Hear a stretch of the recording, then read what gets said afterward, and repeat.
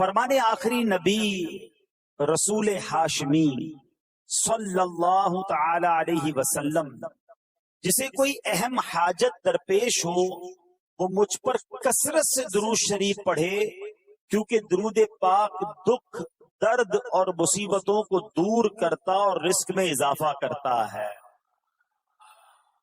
تو جب بھی کوئی مشکل آئے، پریشانی آئے، تکلیف آئے، ٹینشن آ جائے تو اس کا بار بار اظہار کرنے سے ٹینشن دور نہیں ہو جاتا۔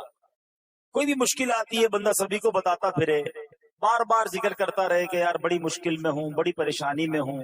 شاعر کہتے ہیں نا کہ دکھوں نے تم کو جو گھیرا ہو تو درود پڑھو، دکھوں نے تم کو جو گھیرا ہو تو درود پڑھو، جو حاضری کی تمنا ہو تو درود پڑھو۔ تو جب ٹینشن دور کرنے کا، مشکل دور کرنے کا، پریشانی دور کرنے کا وظیفہ مل گیا ہے، چابی مل گئی ہے، تو پھر فضول باتیں کرنے کی بجائے ہمیں درود پاک کی کثرت کرنی چاہیے۔ صلو علی الحبیب صلی اللہ تعالی علی محمد صلی اللہ علیہ وسلم۔ آج میں آپ کو اللہ کے ایک نبی کا واقعہ سنانا چاہتا ہوں۔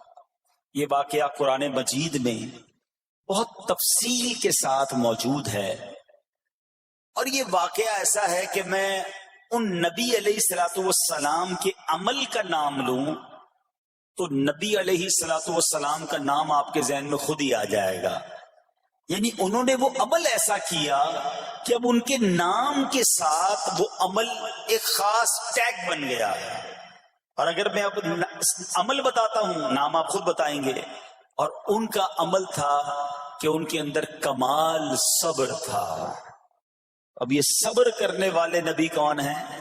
صبر ایوب علیہ السلام۔ مشہور ہے دنیا میں کہ ایوب علیہ السلام کا جو صبر ہے وہ ضرب المثل بن گیا، وہ ایگزامپل بن گیا۔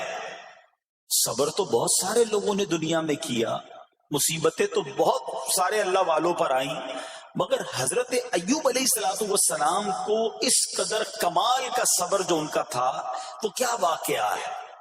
تو آج مشکلیں ہیں، پریشانیاں ہیں، ٹینشن ہیں، لوگ جب پریشان ہوتے ہیں تو صبر کا دامن تھامنے کی بجائے نارملی بے صبری، شکوے اور شکایات کی طرف جاتے ہیں۔ تو زندگی میں جب بھی کوئی معاملہ آئے نا، ہمیں اللہ کے کلام کی طرف رجوع کرنا چاہیے، اللہ والوں کی سیرت کی طرف رجوع کرنا چاہیے، اور رب کریم کے جو منتخب ترین بندے ہیں، دنیا کے افضل ترین جو افراد ہیں، وہ انبیاء کرام علیہ الصلوۃ والسلام ہیں۔ تو ہمیں جب بھی کوئی پرابلم آئے، جب بھی کوئی مسئلہ درپیش ہو، پہلے دیکھیں اللہ والوں نے اس موقع پر کیا کیا تھا، قرآن کیا کہتا ہے، حدیث کیا کہتی ہے، تو پھر زندگی میں چیزیں آسان ہو جاتی ہیں۔ تو حضرت ایوب علیہ الصلوۃ والسلام کی سیرت کے بارے میں جانتے ہیں کہ آپ حضرت اسحاق علیہ الصلوۃ والسلام کی اولاد میں سے ہیں، اور ان کی والدہ حضرت لوط علیہ الصلوۃ والسلام کے خاندان سے ہیں۔ اللہ تعالیٰ نے آپ کو ہر طرح کی نعمت سے نوازا تھا۔ آپ حسن و صورت والے بھی تھے، یعنی آپ کو اللہ پاک نے بہت خوبصورت بھی بنایا تھا، اور اللہ کریم نے مال بھی بہت دیا، اولاد میں بھی کثرت دی، یعنی ویل آف لائف تھی، خوبصورتی بھی ہے، مال بھی ہے، اولاد بھی ہے۔ اچھا، پھر ظاہر مال تھا تو گھر بھی تھے، جانور بھی تھے۔ اس زمانے میں جو ویلتھ ہوتی تھی، جو پیسہ ہوتا تھا، وہ جانوروں کی صورت میں ہوتا تھا۔ آج کل لوگ گاڑیاں رکھتے ہیں، سونا زیورات رکھتے ہیں، اس زمانے میں جانور ہوتے تھے۔ بلکہ اب بھی اگر پاکستان کے بھی آپ انٹیریئر کے ایریا میں چلے جائیں، گاؤں گوٹھ میں جائیں، تو لوگ اپنا مال و دولت سے جانور ہی خرید رہے ہوتے ہیں۔ ان کے نزدیک یہی ان کا جو ہے وہ جو بھی کا کاروبار ہوتا ہے اور مال ہوتا ہے۔ اب آپ پر امتحان آیا، آزمائش آئی، اور وہ آزمائش کیسے آئی کہ پہلے آپ کا مکان گرا، اور خاندان کے جتنے افراد تھے اور آپ کے بیٹے تھے، جتنے بھی آپ کے بیٹے تھے نا، وہ سب اس مکان کے تلے دب کر انتقال کر گئے۔ اللہ اکبر۔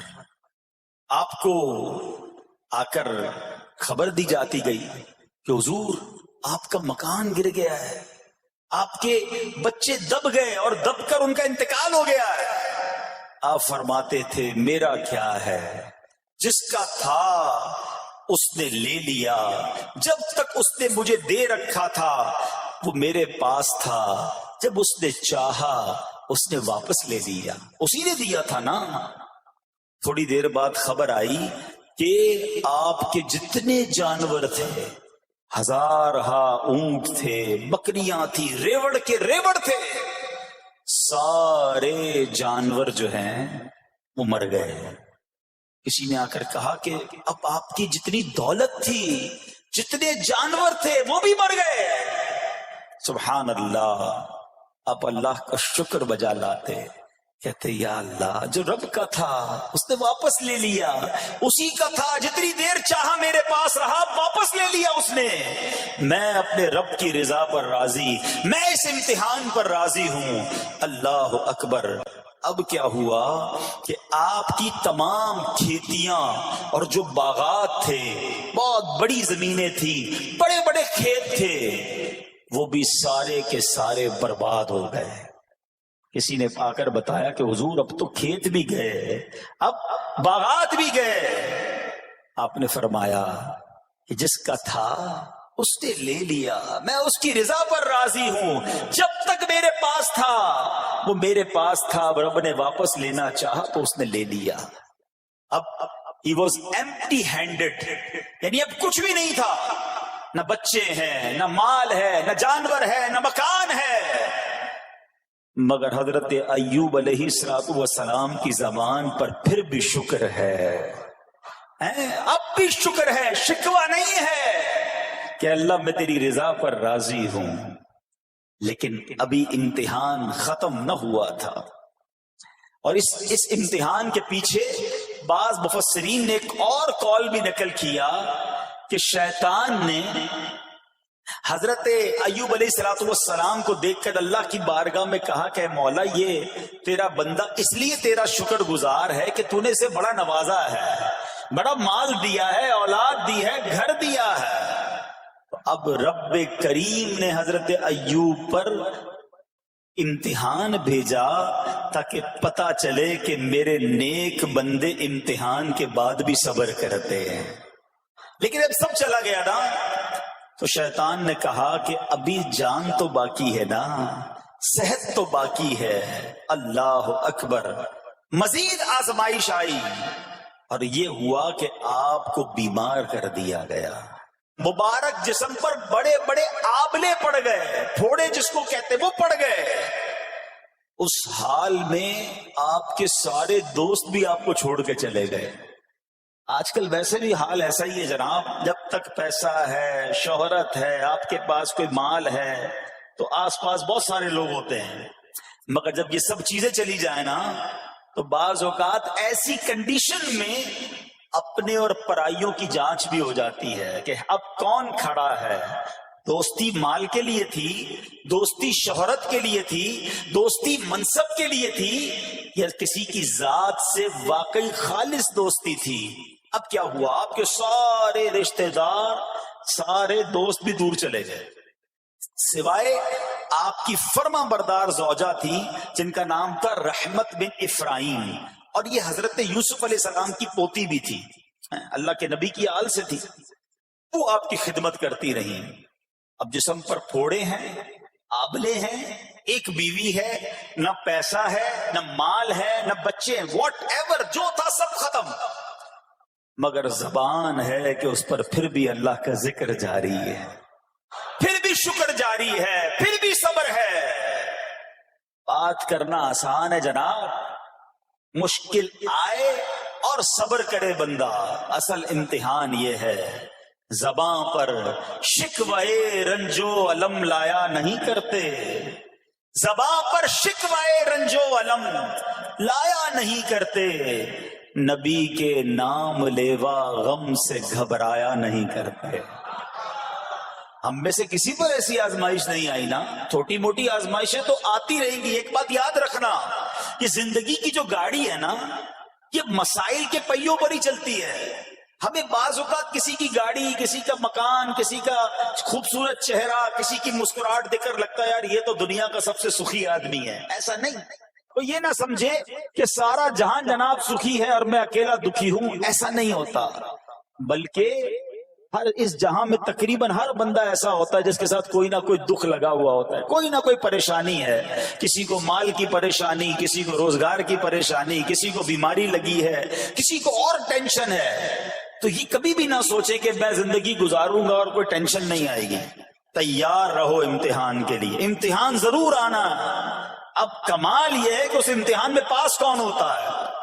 حضرت ابراہیم پر امتحان آیا، زبان پر صبر ہے، شکر ہے، شکوہ نہیں ہے.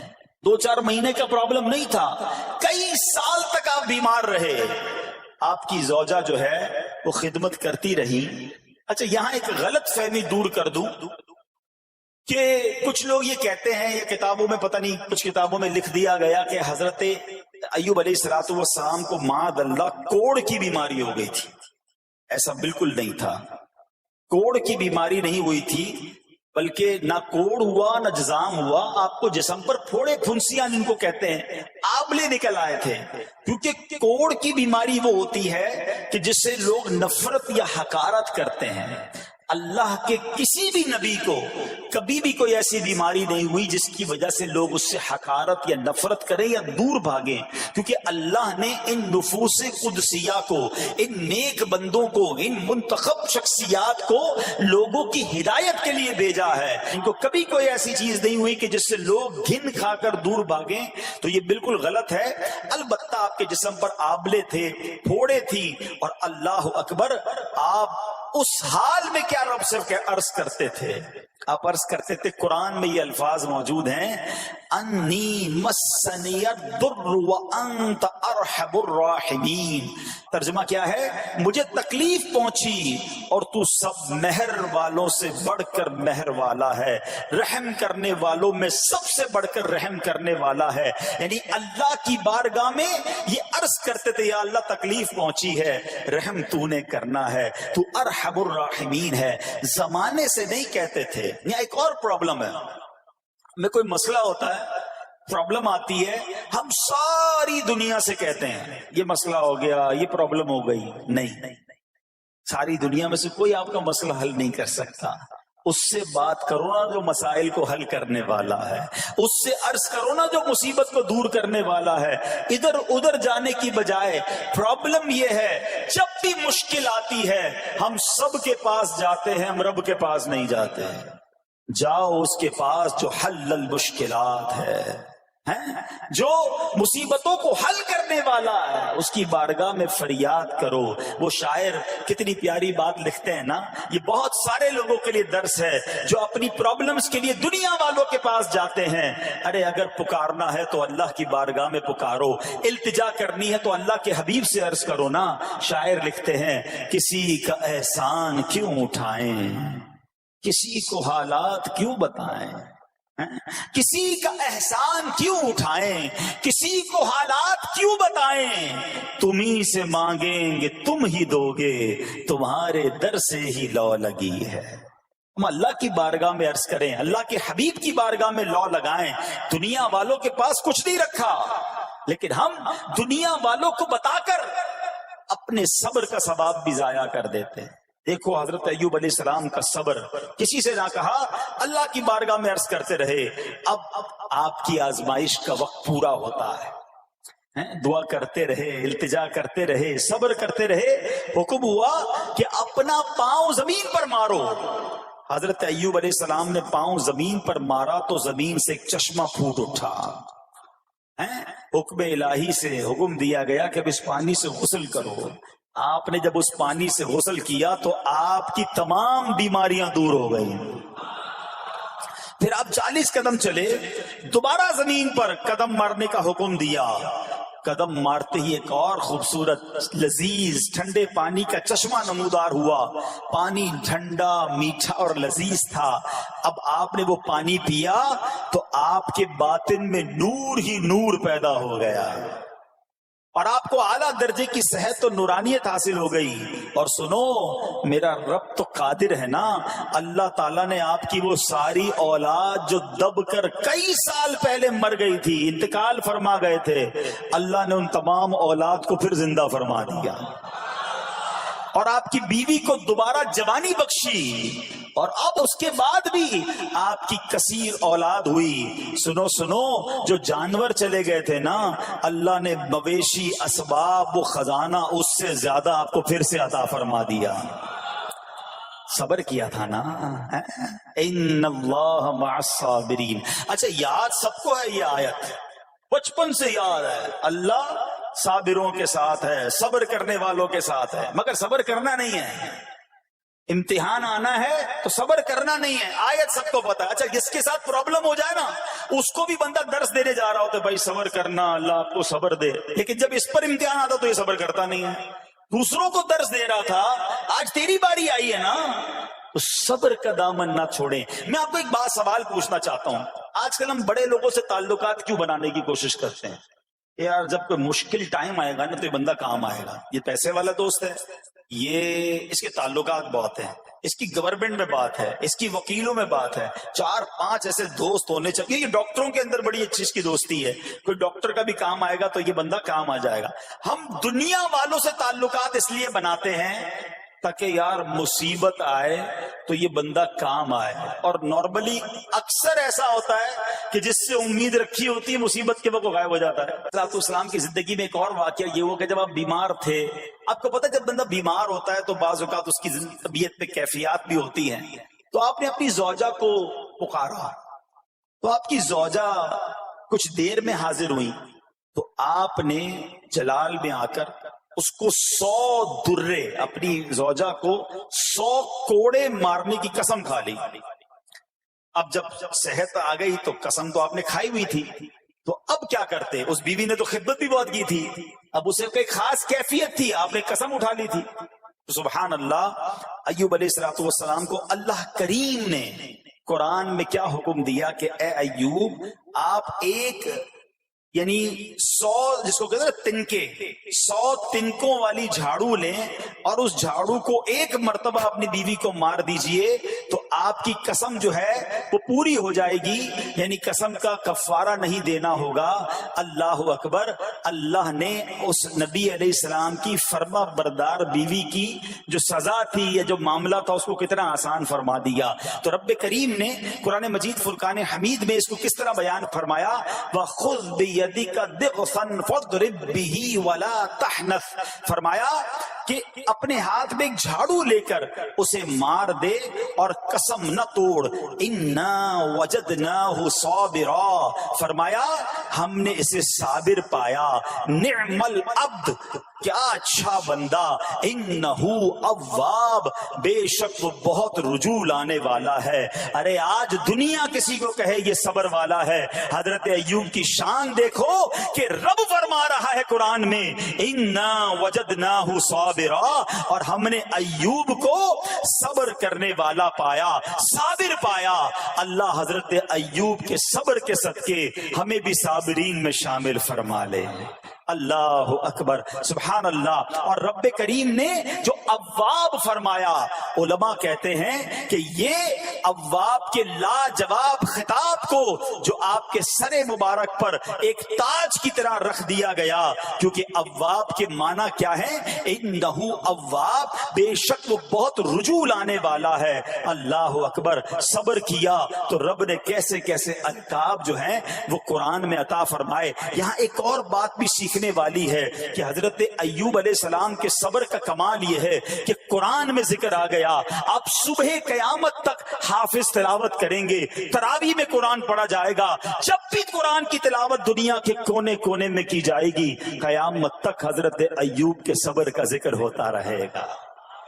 جب آپ صبر کرتے ہیں اللہ رسول کو راضی کر لیتے ہیں، اللہ ان ناموں کو بلند فرما دیتا ہے. بہرحال میرے پیارے اسلامی بھائیوں، اب یہاں تھوڑا سا ایک شرعی مسئلہ بھی سمجھ لیں. بعض اوقات کہ آپ لفظ سنتے ہیلا. اچھا، کچھ لوگ جب یہ لفظ ہیلا سنتے ہیں تو کنفیوز ہو جاتے ہیں، یار یہ کیا، ایک کام کرنا تھا اس کو ایک اور طریقے سے کر دیا، ہمیں سمجھ نہیں آ رہا. عجیب عجیب سی لوگ باتیں کرتے ہیں.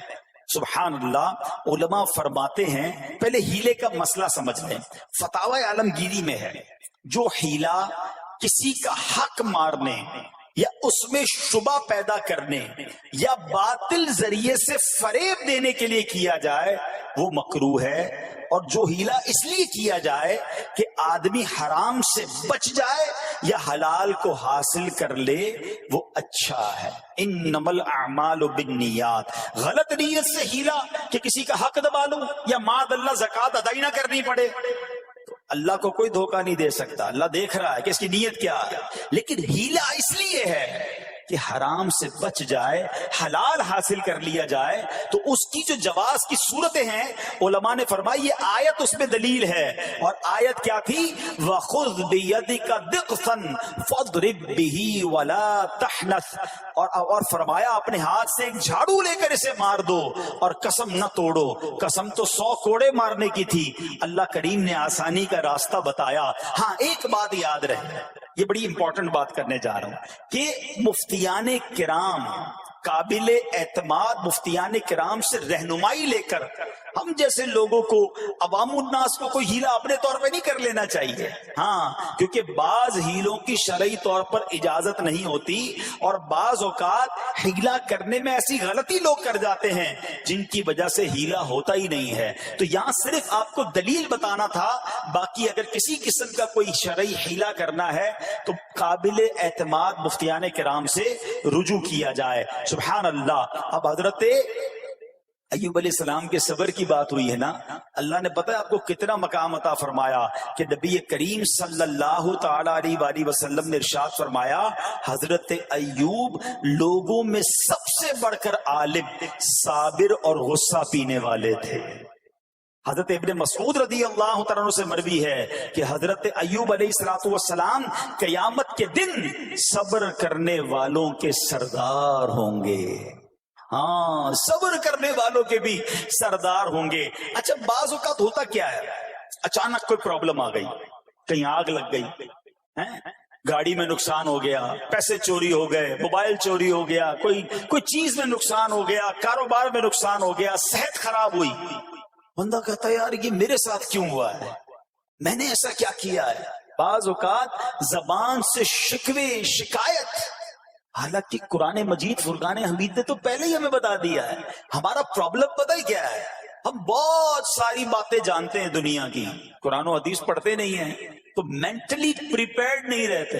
آپ کو پہلے ہی پتا ہو کہ یار گرمیاں آنے والی ہیں تو اچانک گرمیاں آئیں گی تو پریشان نہیں ہوں گے نا. آپ کو پتا تھا جون جولائی میں گرمی ہوتی ہے، بھائی سردیاں نہیں ہوتی. آپ پنکھا بھی تیار رکھتے ہیں، ٹھنڈا پانی کا انتظام بھی رکھتے ہیں، گرمی کے وقت باہر کم نکلتے ہیں. اور سردیاں آتی ہیں آپ کو پہلے ہی پتا ہوتا ہے، رضائی تیار کر لیتے ہیں، سویٹر نکال لیتے ہیں. ایسا نہیں ہوتا کہ صبح اٹھتے تو 40 ڈگری ہوتا ہے، دوسرے دن اٹھتے تو 5 ڈگری ہوتا ہے. بندہ کہ یار آج ٹھنڈ کی ہو گئی، کل گرمی کی ہو گئی. مینٹلی پریپیئرڈ جب بندہ ہوتا ہے تو وہ تیار ہوتا ہے. اگر جو قرآن پڑھنے والا ہے، حدیث پڑھنے والا ہے، اس کو تو پہلے ہی مینٹلی پریپیئرڈ ہونا ہے. کیوں؟ قرآن کا وعدہ ہے نا، قرآن کا اعلان سنو. اللہ کریم قرآن مجید میں کیا ارشاد فرماتا ہے؟ بسم اللہ الرحمن الرحیم وَلَنَبْلُوَنَّكُمْ بِشَيْءٍ مِّنَ الْخَوْفِ وَالْجُوعِ وَنَقْصٍ مِّنَ الْأَمْوَالِ وَالْأَنفُسِ وَالثَّمَرَاتِ وَبَشِّرِ الصَّابِرِينَ. اور ضرور ہم تمہیں آزمائیں گے. کیا فرمایا؟ ضرور آزمائیں گے، تیار رہو.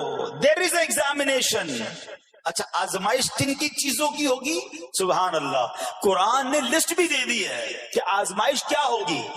فرمایا کچھ ڈر سے، اچانک خوف آ جاتا ہے نا، کوئی دشمن آ جاتا ہے، کوئی دھمکی دے رہا ہوتا ہے، اچانک حالات خراب ہو جاتے ہیں، دل میں خوف بیٹھ جاتا ہے. پھر فرمایا بھوک سے، مال کم ہو گیا، تنگی آ گئی تو بھوک سے. پھر فرمایا کچھ مالوں اور جانوں اور پھلوں کی کمی سے. کبھی کاروبار میں نقصان ہوگا، کبھی کسی کے باغات ہے تو باغ فصل اجڑ سکتی ہے، آپ کو کوئی نقصان ہو سکتا ہے، کسی جگہ آگ لگ سکتی ہے. اور جانوں کی کمی سے بیماری بھی آ سکتی ہے. مگر آگے کیا فرمایا؟ وَبَشِّرِ الصَّابِرِينَ. خوشخبری سنا ان صبر والوں کو. اور جب سبحان اللہ یہ ایگزام آتا ہے نا، جو اس ایگزام سے نکل جاتا ہے تو رب نے فرمایا خوشخبری ہے. اللہ اکبر. ہم نے زندگی میں دیکھا ہے جس نے مصیبت پر صبر کیا، اللہ کی رضا پر راضی رہا، اللہ نے مشکل سے بھی نکالا اور پہلے سے اسے زیادہ عطا فرما دیا. ہمارا پرابلم ہی ہم ٹیسٹ میں فیل ہو جاتے ہیں. جیسے ہی امتحان شروع ہوا، واویلا شروع، شور شروع، شکوے شروع. سب کو بتانا، حالانکہ کر کوئی نہیں سکتا لیکن سب کو بتائیں گے. نہ کرو ایسا، میں جانوں میرا رب جانے، مجھے کیوں کسی کو بتانا.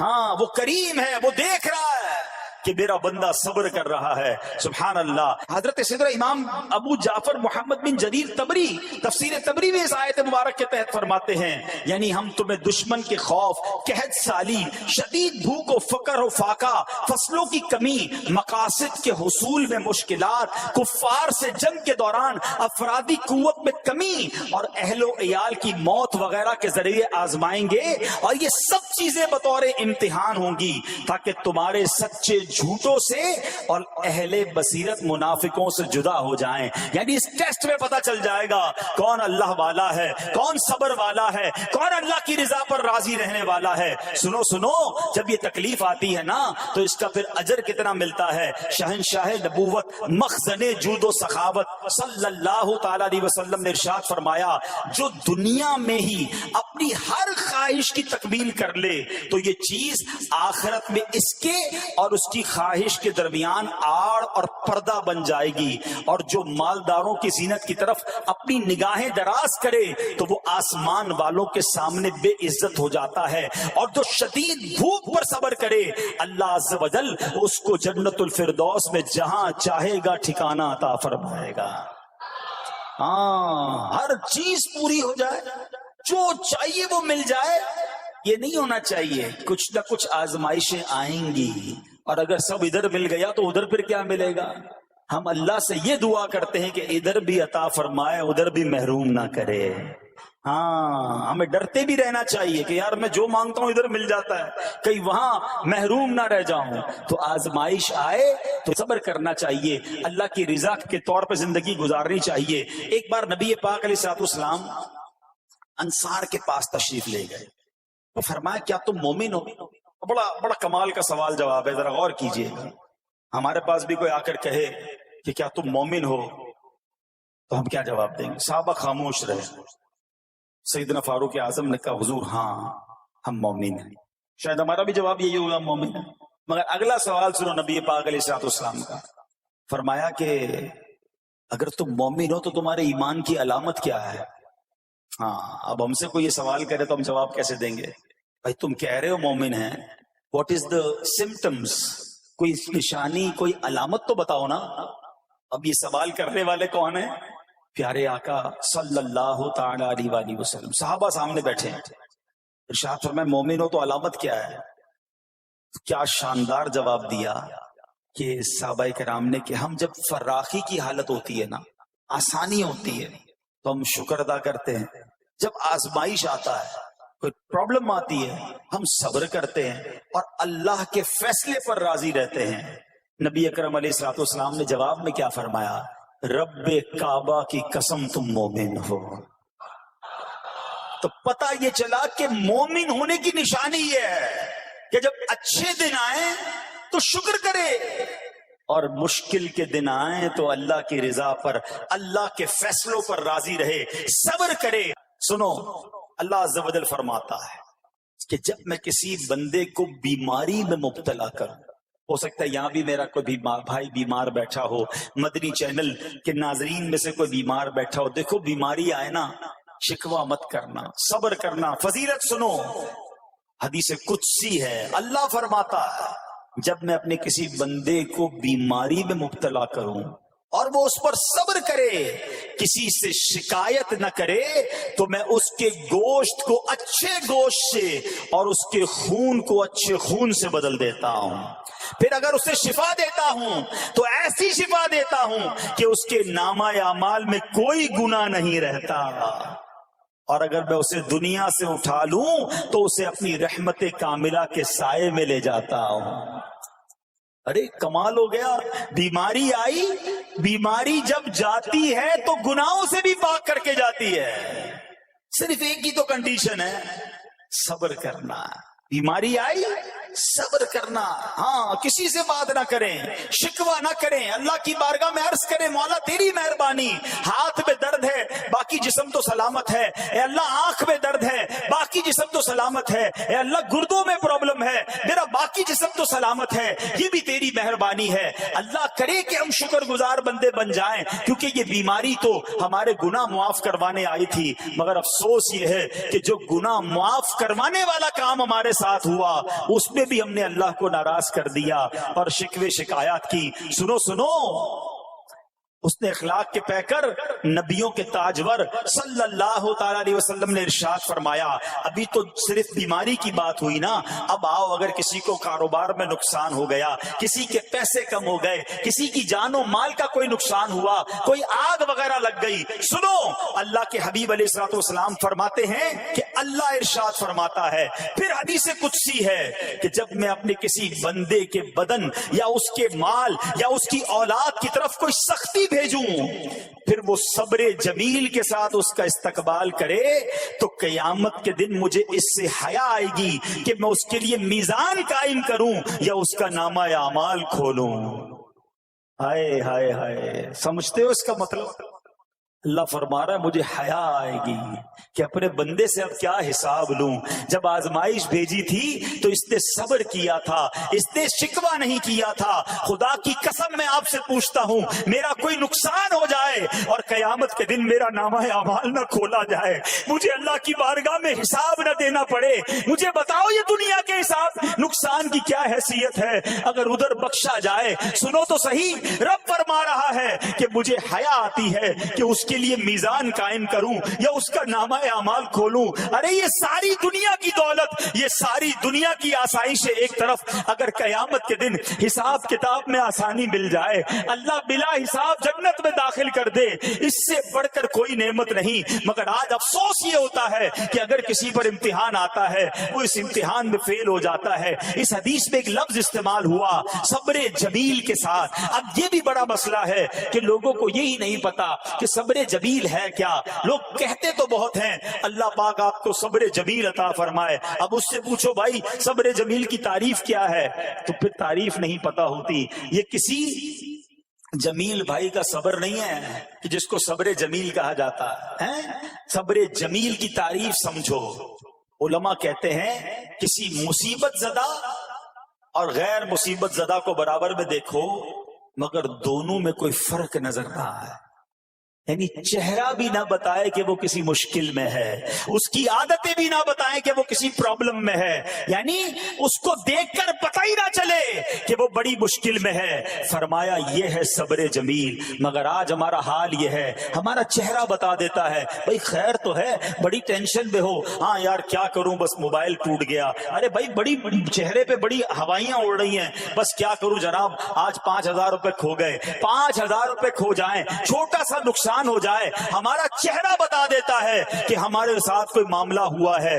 صبر جمیل یہ ہے کہ دیکھ کر کوئی پہچان ہی نہ سکے کہ یہ بندہ کتنی مشکل میں ہے، چاہے اندر کتنی تکلیف میں ہو، دنیا والوں کو نہ بتائے، کیونکہ وہ رب کا بندہ ہے، وہ اللہ کی بارگاہ میں فریاد کرے۔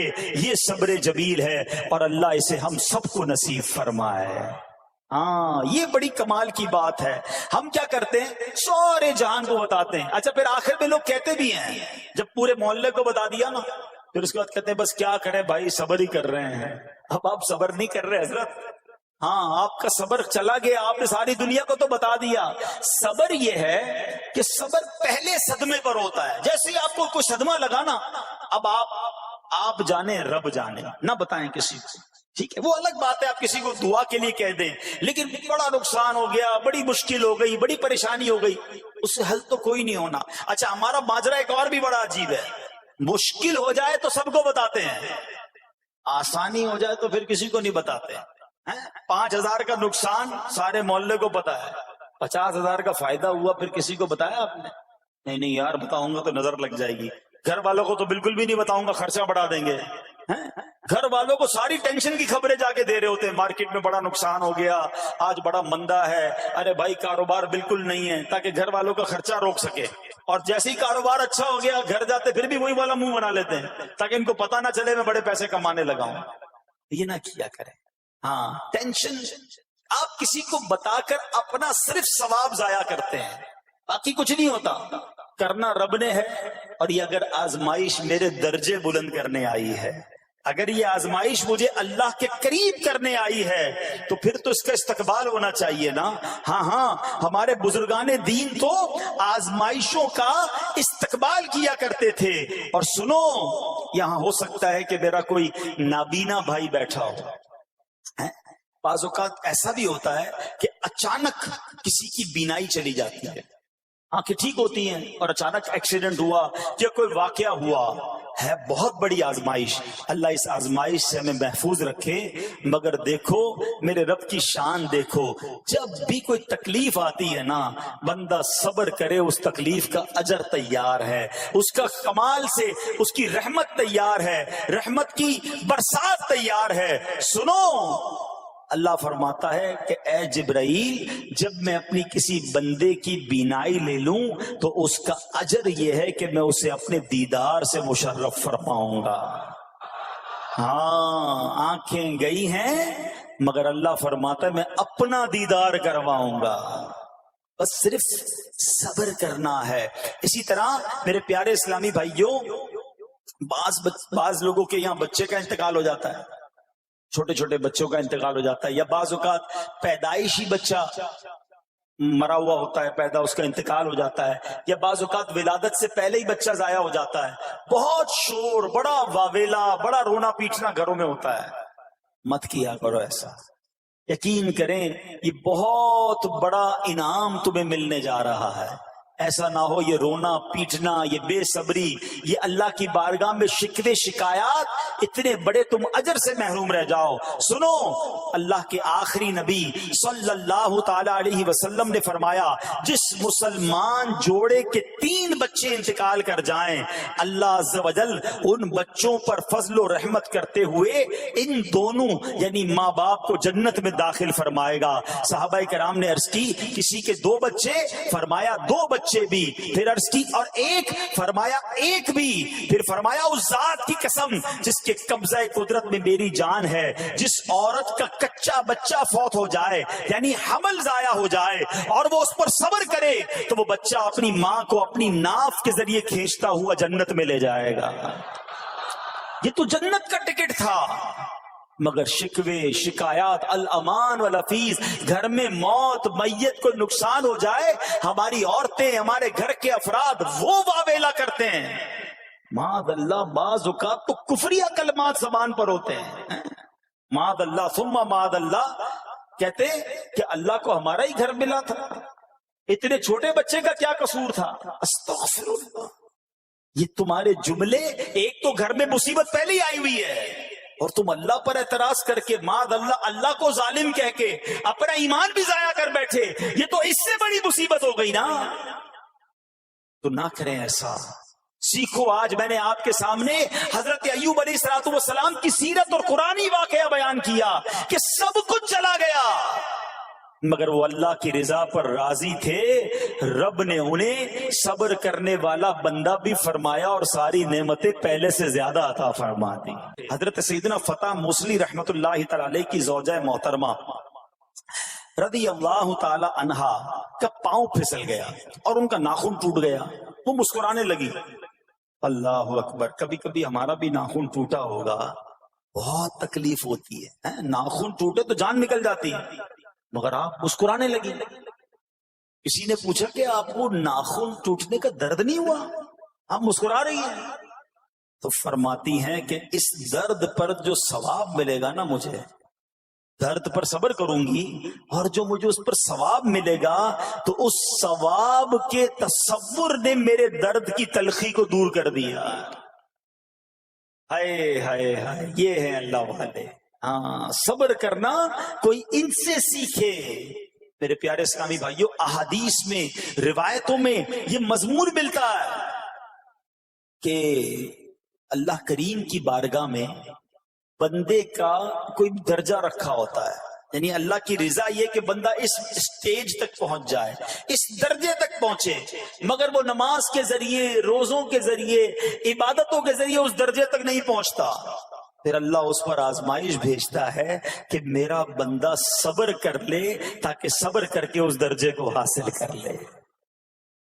ہائے ہائے، یعنی مجھ پر کوئی آزمائش آئی تھی میرے درجے بڑھانے، مگر ہائے میری بے صبری کہ میں نے وہ درجہ پانے کا موقع ضائع کر دیا، میں نے وہ ثواب پانے کا موقع ضائع کر دیا۔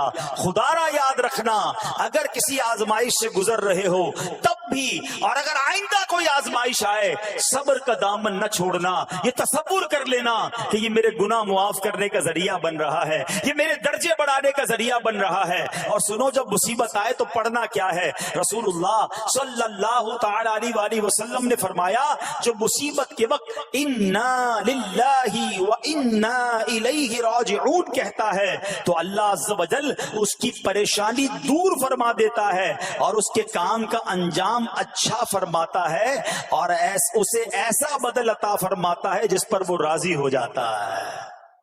تو یہ پڑھ لیں، لیکن شکوہ نہ کریں، دنیا والوں کو بتانے کی حاجت نہیں۔ اچھا، وہ جو میں بات کر رہا تھا کہ تکلیف سب کو بتانی ہے اور راحت کے بارے میں کسی کو کوئی شکر کرتا ہوا نظر نہیں آتا۔ ایک بار ایک شخص کے سر پر جو ہے نا وہ تکلیف ہوئی نا، سر میں درد ہو گیا، اس نے پٹی باندھی اور گھومنے لگا۔ اس زمانے میں حضرت رابعہ بصریہ رضی اللہ رحمت اللہ تعالی علیہا، اللہ کی بہت بڑی ولیاں ہیں، آپ نے اس کو دیکھا کہ کیوں پٹی باندھی ہے؟ وہ کہتا سر میں درد تھا اس لیے پٹی باندھی ہے۔ بات تھوڑی سی باریک ہے، سمجھدار لوگ سمجھیں گے، اس لیے پٹی باندھی ہے کہ سر میں درد تھا۔ اللہ اکبر۔ اس اللہ والی نے پتہ ہے کیا کہا؟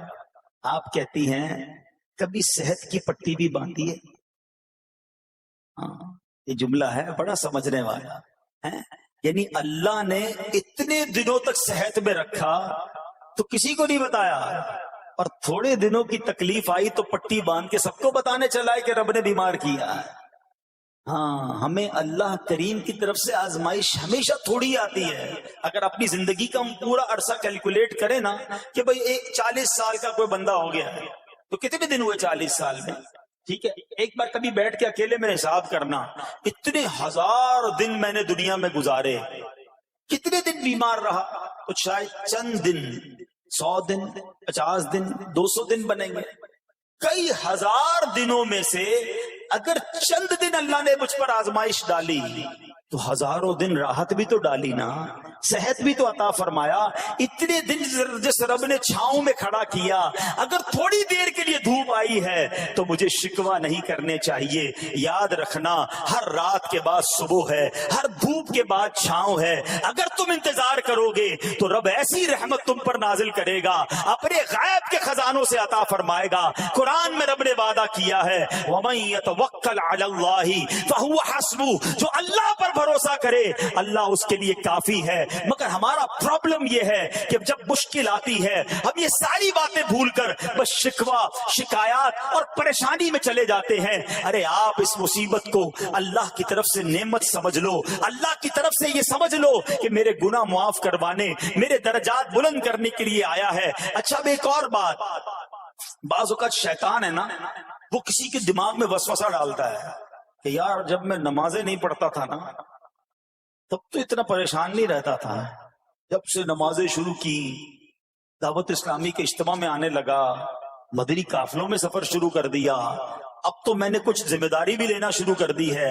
ارے میں نے جب سے امامہ پہنا ہے، یہ داڑھی رکھ لی ہے، میری کوئی اسلامی بہن سن رہی ہے کہ بے پردہ گھومتی تھی تو کوئی اتنا ٹینشن نہیں تھا، اب میں نے جناب پردہ کرنا شروع کیا ہے، قرآن پڑھنا شروع کیا ہے تو ٹینشنیں شروع ہو گئی ہیں۔ اب شیطان بعض لوگوں کے ذہنوں میں یہ وسوسہ ڈالتا ہے کہ میں تو دین کے قریب ہو رہا ہوں، اللہ کے قریب ہو رہا ہوں، اور مجھ پر آزمائشیں کیوں آ رہی ہیں؟ سنو، سبحان اللہ، اللہ کے حبیب علیہ الصلوۃ والسلام کی کیا شان ہے۔ اعلیٰ حضرت ایسے ہی نہیں کہتے کہ میں نثار تیرے کلام پر ملی یوں تو کس کو زبان نہیں، وہ سخن ہے جس میں سخن نہ ہو، وہ بیان ہے جس کا بیان نہیں۔ میرے آقا نے کم و بیش 1450 سال پہلے یہ مسئلہ سالو کر دیا.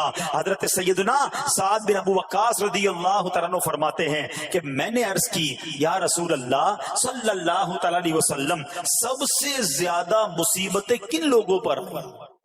گلی مکا دی نا، پنجابی میں کہتے ہیں نا گالی بات ہی ختم کر دی.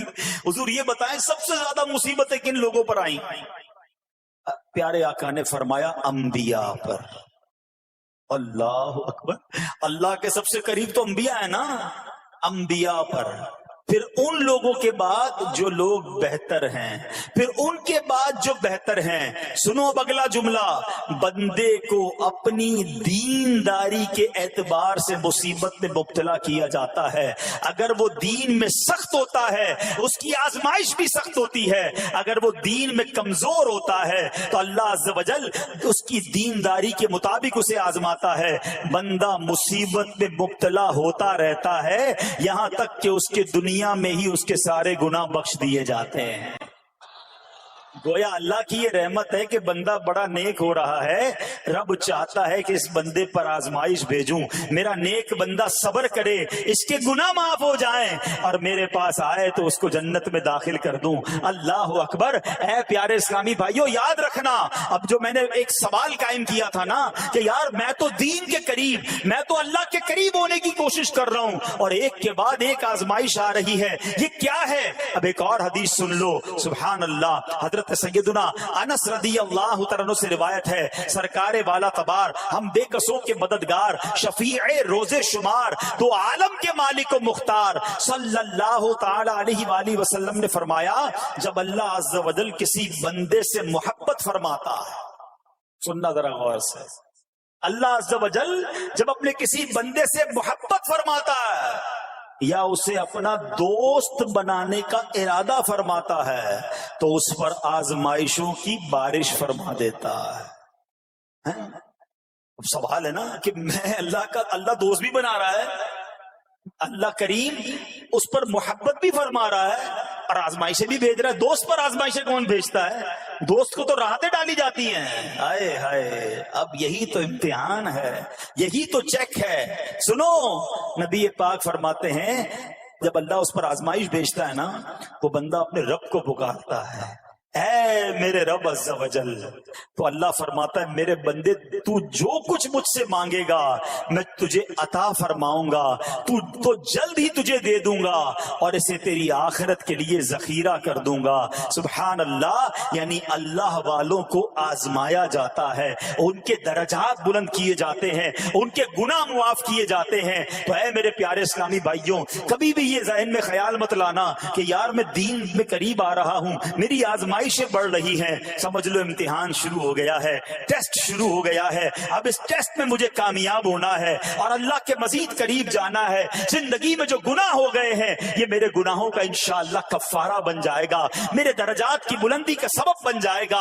اللہ سے عرض کرنا اے مولا میں تیری رضا پر راضی، میں تیرے فیصلوں پر راضی، اب تک جو دیا تھا تو نے دیا تھا، یہ سب کچھ تیرا ہے. اے رب جب تو واپس لے گا میں اس پر راضی. جب یہ ثابت قدمی نصیب ہو گئی پھر دیکھو غیب کے خزانوں سے کیسا آپ کے دل پر سکینہ اترے گا، پھر کیسا آپ پر رحمتوں کا نزول ہوگا. تو اے میرے پیارے اسلامی بھائیوں، مصیبتیں آ چکی اور آنے بھی والی ہیں. پہلے ذہنی طور پر تیار رہنا مگر صبر کرنا. یہ چند دنوں کی، چند گھنٹوں کی، چند لمحوں کی مصیبت ہے مگر یہ تمہارے درجات کو بلند کر دے گی. رب کریم صبر کرنے والوں کو پسند فرماتا ہے. ایک دن سرکار عالی وقار مکی مدنی تاجدار صلی اللہ تعالی علیہ وآلہ وسلم کے چہرہ مبارک پر بڑی خوشی کے آثار تھے. حضرت ابو طلحہ انصاری رضی اللہ تعالیٰ عنہ نے عرض کیا یا رسول اللہ صلی اللہ تعالی علیہ وآلہ وسلم، میرے ماں باپ آپ پر قربان، آج آپ کے چہرہ انور پر بڑی خوشی کے آثار ہیں.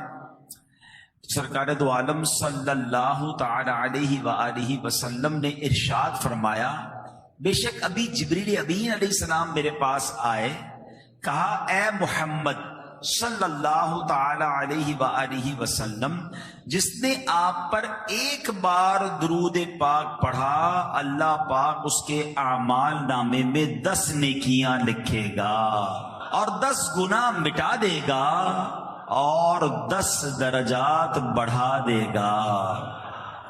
ان پر درود جن کو کسے بے کساں کہیں، ان پر درود جن کو کسے بے کساں کہیں، ان پر سلام جن کو خبر بے خبر کی ہے۔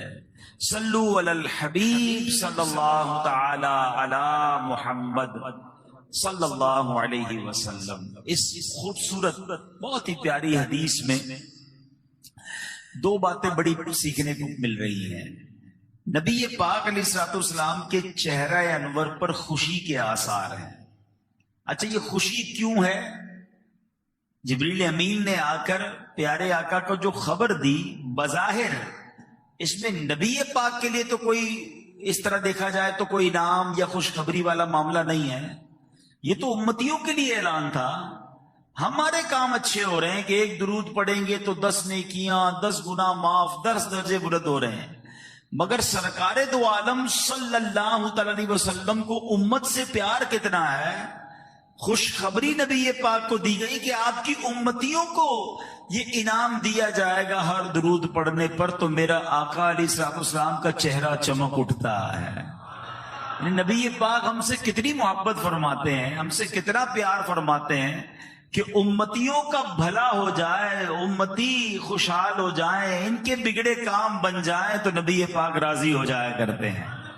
شاعر کہتے ہیں نا، آتا ہے فقیروں پہ انہیں پیار کچھ ایسا، آتا ہے فقیروں پہ انہیں پیار کچھ ایسا، خود بھیک دیں اور خود کہیں منگتا کا بھلا۔ بھیک بھی دے رہے ہیں اور دعا بھی دے رہے ہیں کہ منگتے کا بھلا ہو جائے۔ اب ہمارا کام بن رہا ہے، نبی پاک راضی ہو رہے ہیں۔ اچھا، دوسری خوبصورت بات کہ یہ بظاہر ہم شاید ریئلائز نہیں کر پاتے، ہم سمجھ نہیں پاتے کہ یہ انعام کتنا بڑا ہے۔ ہاں، ہر درود پر 10 نیکیاں لکھ دی جائیں گی، 10 گناہ مٹا دیے جائیں گے، 10 درجے بلند کر دیے جائیں گے۔ اللہ کی بارگاہ میں درجہ بلند ہونا، یہ ان سے پوچھو جو سرکاری دفاتر میں نارملی کام کرتے ہیں، ایک گریڈ بڑھانے کے لیے، ایک درجہ بڑھانے کے لیے کتنی کوشش کرتے ہیں۔ اتنے سال نوکری کرنی پڑے گی، اتنا ایکسپیرینس ہوگا، فلاں کورس کریں گے، فلاں ٹیسٹ پاس ہوگا، پھر جناب آپ کا گریڈ بڑھتا ہے۔ بڑھتے بڑھتے بڑھتے سنا 21 22 23 گریڈ کے بعد گریڈ ختم ہو جاتے ہیں پاکستان میں۔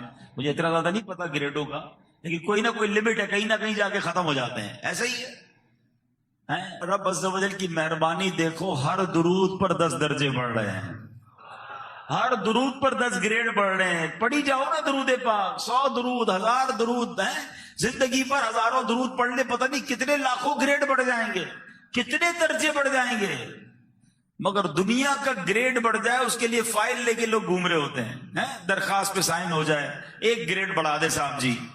ہر درود تمہارے اور میرے 10 درجے بڑھا رہا ہے، مگر وہ پڑھنے کا ٹائم نہیں ہے۔ اچھا، یہ تو اس حدیث پاک کا ایک انعام ہے۔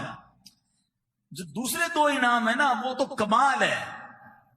اس کو اس طرح سمجھیے کہ قیامت کے دن نامہ اعمال نامے تولے جائیں گے، یعنی اعمال تولے جائیں گے۔ قرآن کیا کہتا ہے؟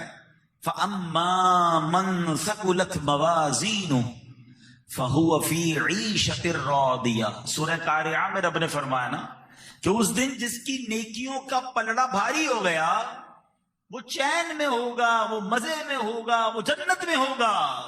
اور اس کے برعکس فرمایا وَأَمَّا مَنْ خَفَّتْ مَوَازِينُهُ فَأُمُّهُ هَاوِيَةٌ وَمَا أَدْرَاكَ مَا هِيَ نَارٌ حَامِيَةٌ۔ قرآن کہتا ہے جس کی نیکیوں کا پلڑا ہلکا ہو گیا، وہ بھڑکتی ہوئی، شعلے مارتی ہوئی آگ میں جائے گا، جہنم میں جائے گا۔ اور احادیث میں اس پوری بات کو مزید ایلوبریٹ، مزید سمجھایا گیا کہ ایسا بھی ہوگا کہ کسی کا ایک گناہ زیادہ ہوگا، کسی کی ایک نیکی کم ہوگی، وہ پریشان ہو کر گھومے گا، ماں باپ کے پاس جائے گا، دوستوں کے پاس جائے گا، رشتہ داروں کے پاس جائے گا، سب سے جا کر کہے گا ایک نیکی دے دو میں جنت میں چلا جاؤں گا۔ اچھا، ایک گناہ میرا لے لو، کوئی ایک نیکی نہیں دے گا، کوئی ایک گناہ آپ کا میرا اپنے سر نہیں لے گا۔ ماں باپ بھی منع کر دیں گے، بیٹا ماں باپ کو منع کر دے گا۔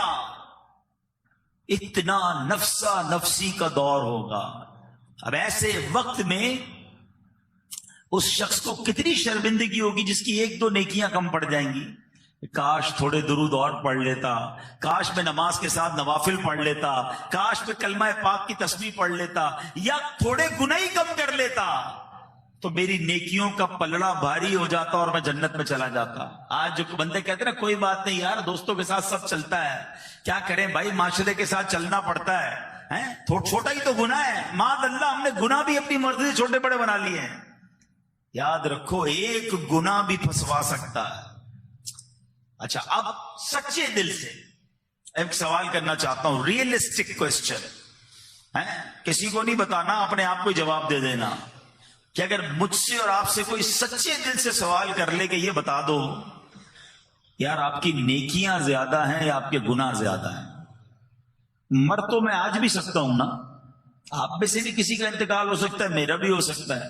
آج مر گیا، مثال کے طور پہ ہم میں سے کسی کا انتقال ہو جائے، قبر میں جائیں گے، نیکیاں زیادہ ہوں گی یا گناہ زیادہ ہوں گے؟ اپنے آپ سے پوچھ لیں، اپنے دل سے سچا سوال کرنا، لگی لپٹی نہیں. تو اکثر لوگوں کا اور شاید سبھی کا جواب یہی آئے گا کہ یار نیکیوں کا تو پتہ بھی نہیں قبول ہوئی کہ نہیں، اور گناہ تو روز ہو رہے ہیں.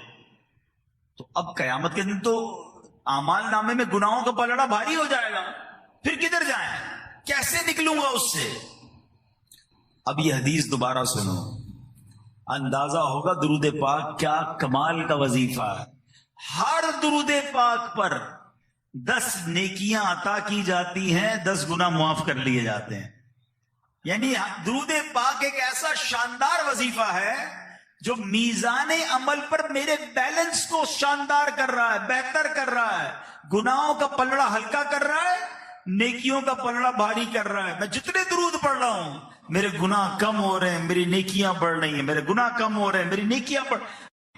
مدینے جایا کریں تو روزانہ ہی سید الشہداء کی بارگاہ میں جایا کریں. سیدنا امیر حمزہ اور آپ کے بالکل برابر میں حضرت مصعب بن عمیر ہیں، حضرت عبداللہ بن جہش رضی اللہ تعالی عنہ ہیں، اور سبحان اللہ جو شہداء احد ہیں ان کے بارے میں روایتوں میں یہ مضمون ملتا ہے کہ جو ان کی بارگاہ میں جا کر سلام پیش کرتا ہے یہ قیامت تک اس سلام بھیجنے والے کو سلامتی کی دعاؤں سے نوازتے رہتے ہیں. مبارک ہونے جو سید الشہداء کی حاضری کو جا چکے، اللہ ہمیں بھی یہ حاضری بار بار نصیب فرمائے. بڑی کمال کی ہستی ہیں، بڑی موٹیویشن ملتی ہے آپ کے بارے میں جان کر، سبحان اللہ. اے میرے پیارے اسلامی بھائیوں، آج ایک بڑی کمال کی جو ہے وہ آپ کو حدیث پاک سنانی ہے، اور بڑی کمال کی اس میں فضیلت ہے جو بتانی ہے. حضرت ابو امامہ باہلی رضی اللہ تعالیٰ، یہ بڑے کمال کے صحابی رسول ہیں، بہت بلند مرتبہ، بلند ہمت والے، عبادت گزار تھے، خوب صدقہ و خیرات کرتے، کسی سوالی کو خالی ہاتھ نہیں لوٹاتے تھے، نفل روزوں کے بہت شوقین تھے. آپ کے اہل خانہ، زوجہ، محترمہ، کنیزیں، غلام سبھی روزے رکھتے تھے. دن کے وقت ان کے گھر کھانا بنتا ہی نہیں تھا. اگر کبھی ان کے گھر سے دھواں دکھائی دیتا کہ دھواں اٹھ رہا ہے تو لوگ سمجھ جاتے کہ آج حضرت ابو امامہ کے گھر مہمان آئے ہیں، ورنہ ان کے ہاں تو سب روزے رکھتے ہیں. ایسے کمال کے صحابی رسول، عالم دین بھی تھے. آپ کا معمول تھا کہ نبی پاک کی باتیں لوگوں کو جمع کر کے سنایا کرتے تھے. ایک بڑی پیاری حدیث پاک ہے جو حضرت ابو امامہ رضی اللہ تعالیٰ عنہ نے روایت کی ہے. آپ روایت کرتے ہیں کہ یہ حدیث ترمذی شریف میں ہے کہ نبی پاک علیہ الصلوۃ والسلام نے فرمایا، ان اغبط اولیاء عندی، بے شک میرے نزدیک میرے دوستوں میں زیادہ قابل رشک دوست وہ ہیں جن میں یہ صفات ہوں. ہائے ہائے، نبی پاک کیا فرما رہے ہیں؟ میرے دوستوں میں، آقا علیہ الصلوۃ والسلام کے دوستوں میں، اور اس میں بھی ٹاپ لیول کے زیادہ قابل رشک کون ہے؟ تو یہ کیسے لوگ ہوں گے بھائی؟ اب ذرا غور سے سنیے کہ جو نبی پاک کا دوست بننا چاہے، ہم تو غلام ہیں، آقا قبول فرما لے غلامی میں تو ہی بیڑا پار ہو جائے گا، مگر آقا ان لوگوں کو اپنا دوست فرما رہے ہیں. فرمایا جو مومن ہو، نمبر 2 خفیف الحاظ، کم سامان والا ہو، نمبر 3 ذو حظ من الصلاۃ، کثرت سے نماز پڑھنے والا ہو، نمبر 4 احسن عبادت ربی، اپنے رب کے اچھے انداز سے عبادت کرنے والا ہو۔ نمبر 5 وَأَطَاعَهُ فِي السِّرِّ، تنہائی میں اللہ پاک کی فرما برداری کرنے والا ہو۔ نمبر 6 وَكَانَ غَامِضًا فِي النَّاسِ لَا يُشَارُ إِلَيْهِ بِالْأَصَابِعِ، لوگوں میں چھپا ہوا ہو، اس کی طرف انگلیوں سے اشارے نہ کیے جاتے ہو۔ اور نمبر 7 وَكَانَ رِزْقُهُ كَفَافًا فَصَبَرَ عَلَى ذَلِكَ، اس کا رزق یعنی اس کی جو آمدن ہے بقدر کفایت ہو اور وہ اس پر صبر کرتا ہو۔ یہ 7 قسم کے لوگ، یہ 7 اوصاف ہیں اس بندے کے، یہ 7 کیٹیگری ہیں اس بندے کی کہ سبحان اللہ آقا فرماتے ہیں کہ یہ میرے سب سے زیادہ قابل رشک دوست ہیں، دوست میں بھی اور قریب دوست ہیں۔ سبحان اللہ، ذرا غور کیجئے، کچھ نیکیاں ایسے ہوتی ہیں جس میں کہا جاتا ہے یہ نیکی کر لے تو جنت کی بشارت ہے، کچھ نیکیاں ہوتی ہیں جس کے بارے میں کہا جاتا ہے کر لے تو جہنم سے چھٹکارا مل جاتا ہے، کسی کے بارے میں فرمایا کہ یہ کام کر لے تو پل صراط سے آسانی سے گزر جائے گا، کسی کام کے بارے میں کہا جاتا ہے قبر کے عذاب سے بچ جائے گا۔ اللہ اکبر، یہ 7 اوصاف کیسے ہیں کہ جس میں شامل ہو جائیں آقا فرماتے میرا قابل رشک دوست ہے۔ ہائے ہائے، اللہ کا محبوب بنے جو تمہیں چاہے، اللہ کا محبوب بنے جو تمہیں چاہے، اس کا تو بیاں ہی نہیں، تم جسے چاہو۔ ذرا سوچئے، نبی پاک جسے چاہ لے اس کا عالم کیا ہوگا۔ تو اے میرے پیارے اسلامی بھائیوں، اور ایک بات اور یاد رکھیں، علماء فرماتے ہیں جس کو نبی پاک علیہ الصلوۃ والسلام اپنا دوست بنا لیں اسے اللہ پاک اپنا ولی بنا لیتا ہے، اور جو ولی بن جائے اس کے بارے میں قرآن میں کیا فرمایا، الا ان اولیاء اللہ لا خوف علیہم ولا هم يحزنون، سن لو بے شک اللہ کے ولیوں پر نہ کچھ خوف ہوگا اور نہ وہ غمگین ہوں گے۔ سبحان اللہ، نبی پاک علیہ الصلوۃ والسلام کے دوست کی شان کیا ہے کہ جو پیارے آقا کا دوست وہ اللہ کا بھی پیارا ہے، جو اللہ کا پیارا ہوتا ہے اس کی کیا شان ہوتی ہے۔ حدیثوں میں آتا ہے جو اللہ کا ولی ہو اللہ پاک اس کی خصوصی مدد فرماتا ہے، جو اللہ پاک کا دوست ہو اللہ پاک اسے گناہوں سے محفوظ رکھتا ہے، جو اللہ پاک کا دوست ہو اسے دنیا کی محبت سے بچایا جاتا ہے، جو اللہ پاک کا دوست ہو رب کریم اس کی چاہت کو رد نہیں کرتا، اللہ پاک کا ولی جو مانگے وہ عطا کیا جاتا ہے۔ اچھا، اب ذرا ان 7 اوصاف کو ہم تھوڑا تھوڑا سمجھتے ہیں تاکہ یہ 7 کون سی خوبیاں ہیں ہم کوشش کریں کہ ہمارے اندر بھی یہ خوبیاں آ جائیں۔ ایمان، پہلا وصف کیا ہے کہ وہ بندہ مومن ہو۔ یاد رکھیے ایمان والا ہونا بڑی سعادت ہے۔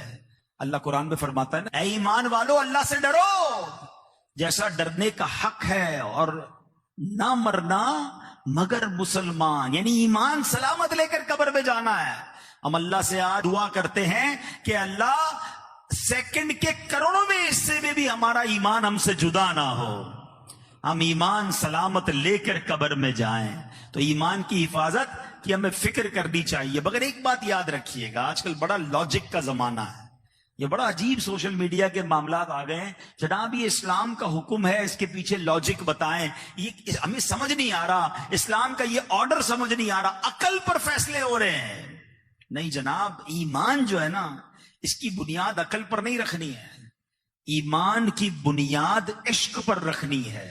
ہاں یاد رکھیے گا، بعض اوقات عقل اٹک جاتی ہے، ایمان کے معاملات یہ عشق سے ہوتے ہیں۔ اللہ کو دیکھا ہے؟ نہیں دیکھا نا، مانتے ہیں اللہ ایک ہے۔ نبی پاک بظاہر ہم نے ان کا دور نہیں پایا، دیدار نہیں ہوا ہم میں سے بہت سو کو، ہم مانتے ہیں وہ اللہ کے نبی ہیں، وہ آخری نبی ہیں۔ ہم نے نہیں دیکھا جبریل امین قرآن لے کر آتے تھے، اللہ کے نبی سے سنا ہے، ہم ایمان لے آئے کہ جبریل امین بھی ہیں، قرآن بھی نازل ہوا ہے، اللہ کی آخری کتاب ہے، اس پہ کوئی شک نہیں ہے۔ ارے جب اتنی باتیں بغیر دیکھے مان لی، بغیر دلیل کے مان لی، اب کدھر سے تمہارے دماغ میں یہ باتیں آئی ہیں کہ جناب لاجک بتائیے، اس کی ذرا اس کی وجہ بتائیے، اسلام کا یہ حکم کیوں ہے ہمیں سمجھ نہیں آ رہا۔ میری آپ کی سمجھ کیا ہے؟ ہمارا کام ماننا ہے، ہم ایمان لائے ہیں اللہ پر، اب غیب پر ایمان لانے والے ہیں۔ تو بڑی گہری بات ہے کہ نبی پاک کا دوست وہ ہے جو مومن ہے، اور مومن وہ ہے جو ایمان سلامت لے کر دنیا سے جائے۔ تو شیطان کے واروں سے اگر بچنا ہے تو اپنے ایمان کی جو بنیاد ہے وہ عشق پر رکھنی ہے۔ کیا خوبصورت بات کہی نا، فرمایا کہ عقل جو ہے، عقل کو تنقید سے فرصت نہیں، عقل کو تنقید سے فرصت نہیں، عشق پر اعمال کی بنیاد رکھ۔ عشق پر اعمال کی بنیاد رکھنی ہوتی ہے۔ اے میرے پیارے اسلامی بھائیوں، حضرت ابراہیم کا واقعہ آپ کو نہیں پتا؟ خلیل اللہ، کتنی بڑی آگ تھی۔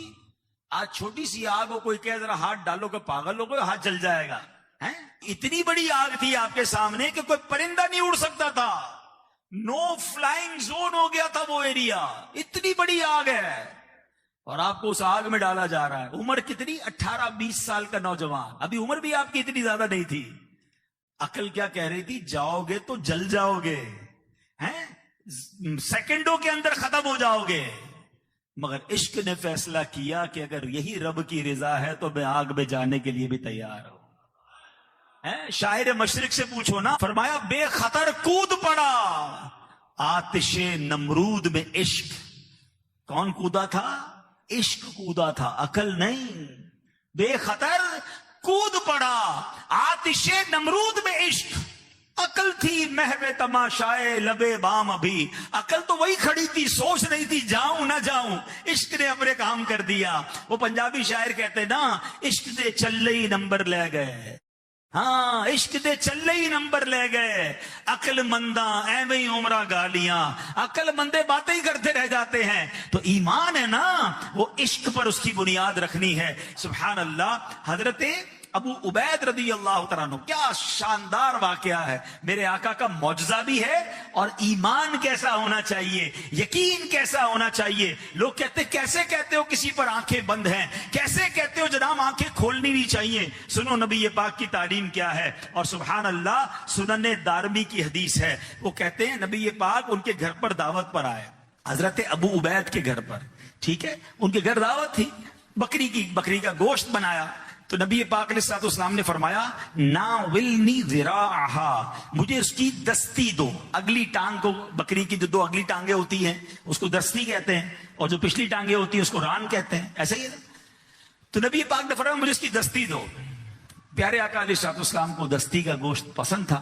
کبھی کبھی آپ کوشش کیا کریں، اللہ پاک آپ کے رزق حلال میں برکت دے، اور موقع ملے تو کبھی سنت کی نیت سے دستی کا گوشت تناول بھی کیا کریں۔ تو حضرت ابو عبید رضی اللہ تعالیٰ نے دستی پیش کر دی۔ کچھ دیر بعد نبی پاک صلی اللہ علیہ وسلم نے فرمایا ناولنی ذراع، مجھے دوسری دستی دو، ایک اور دستی دو۔ حضرت ابو عبید نے دوسری دستی بھی پیش کر دی۔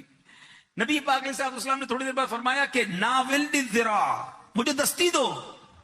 حضرت ابو عبید کہتے ہیں یا رسول اللہ، بکری میں تو دو ہی دستیاں ہوتی ہیں، وہ دونوں میں نے آپ کو دے دی ہیں۔ اللہ اکبر۔ نبی پاک نے کیا فرمایا؟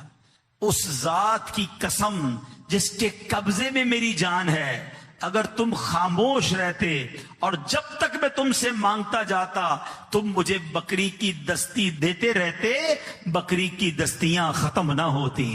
اب نبی پاک فرما رہے ہیں، اب ذرا غور کیجئے کیا تربیت کی ہے صحابی رسول کی۔ عقل کیا کہہ رہی ہے کہ دو دستیاں ہیں، تیسری کدھر سے لاؤں؟ اور آقا فرما رہے ہیں یہاں عقل کا کام نہیں ہے، میں مانگتا رہتا تم دیتے رہتے، بکری کی دستیاں کبھی ختم نہ ہونی تھی۔ یہ وہی نبی ہیں جناب، جب ان کی انگلیاں برتن میں جاتی ہیں